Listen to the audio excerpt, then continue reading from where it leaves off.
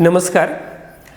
आजच्या व्हिडिओ लेक्चरमध्ये आपण इंटेलिजन्स ब्युरो अर्थात केंद्र शासनाच्या गृह विभागामार्फत एक अतिशय महत्त्वाची अशी भरती डिक्लेअर झालेली आहे त्याच्याबद्दल चर्चा करणार आहोत.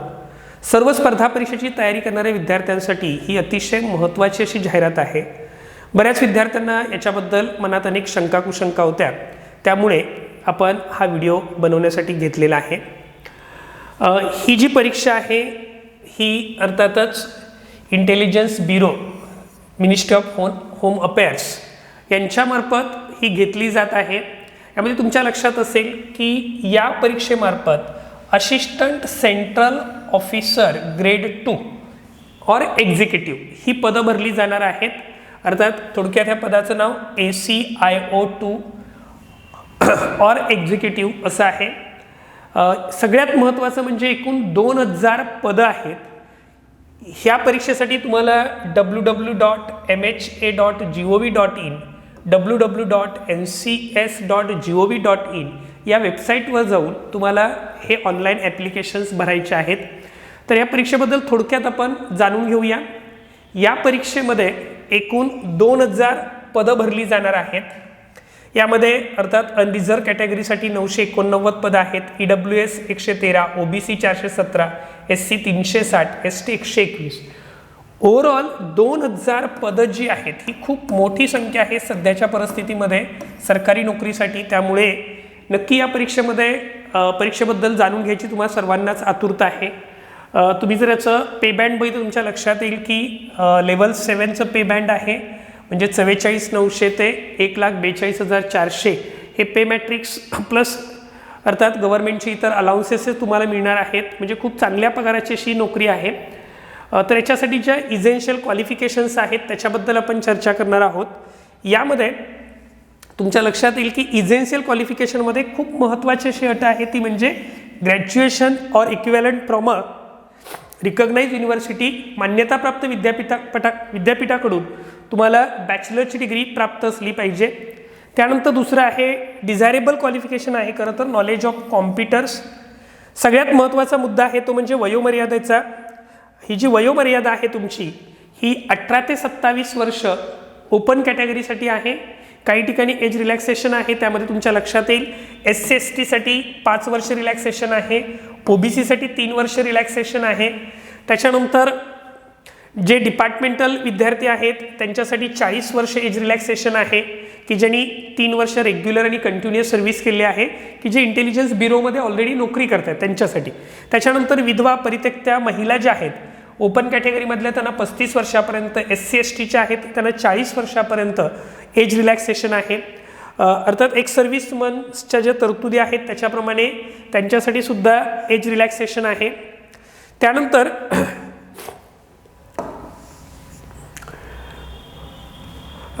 पुढे तुम्ही जर गेला तर तुमच्या लक्षात येईल की ही जी परीक्षा आहे ही महाराष्ट्रामधील अमरावती, औरंगाबाद, मुंबई, नागपूर, नांदेड, नाशिक आणि पुणे या परीक्षा केंद्रावर होणार आहे.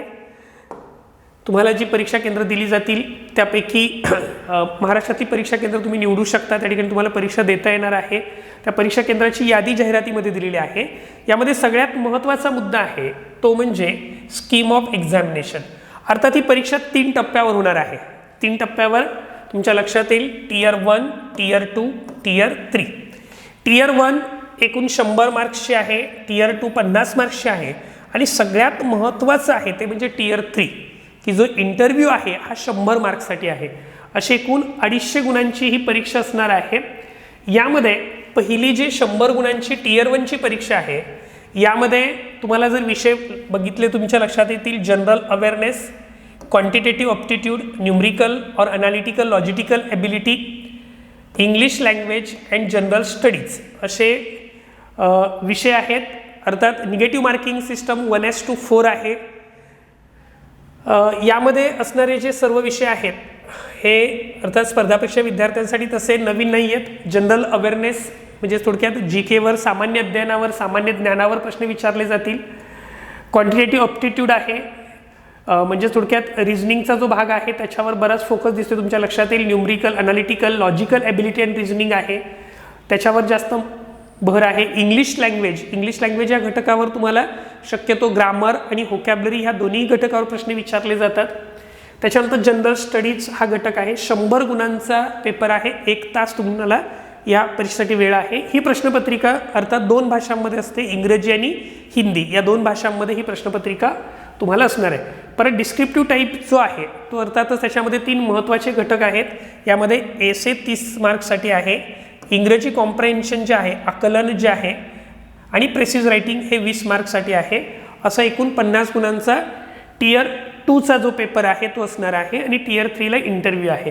तर अशा पद्धतीने या परीक्षेचं स्वरूप आहे आणि याच्यातूनच त्या विद्यार्थ्याचं सिलेक्शन होणार आहे.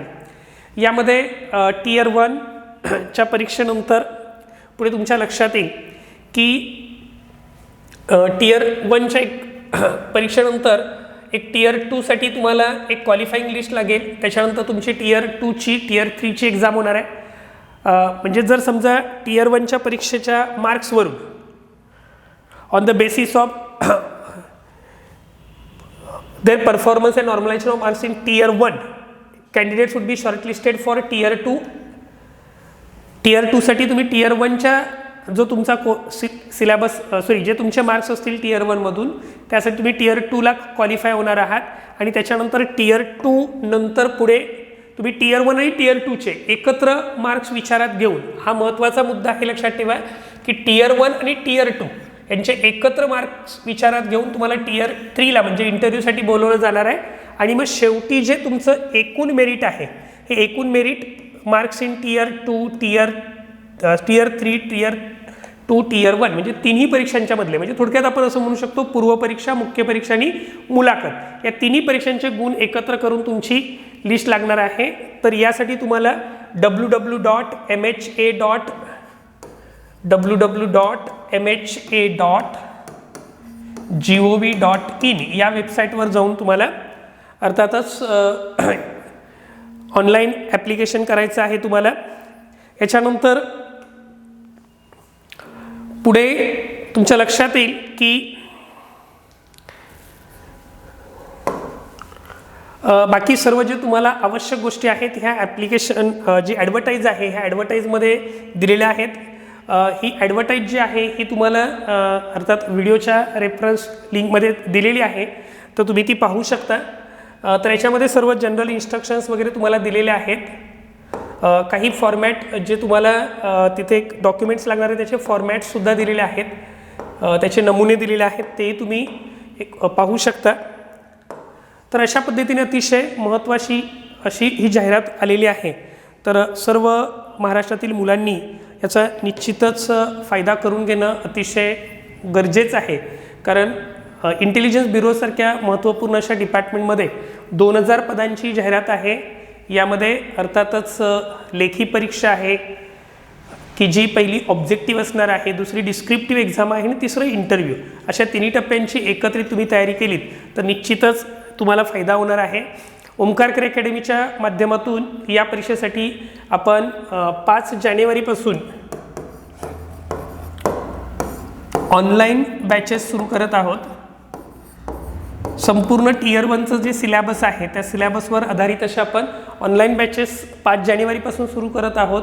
त्याच्यानंतर साधारणपणे 10 जानेवारीच्या आसपास आपल्या ऑफलाईन बॅचेससुद्धा या एक्झामसाठी सुरू होणार आहेत. तर ज्या विद्यार्थ्यांना अतिशय गांभीर्याने विषय परीक्षेची तयारी करायची आहे तर त्यांना निश्चितच ओमकारकर अकॅडमीच्या माध्यमातून मार्गदर्शन उपलब्ध होईल असं मी आश्वासक पद्धतरित्या सांगू इच्छितो.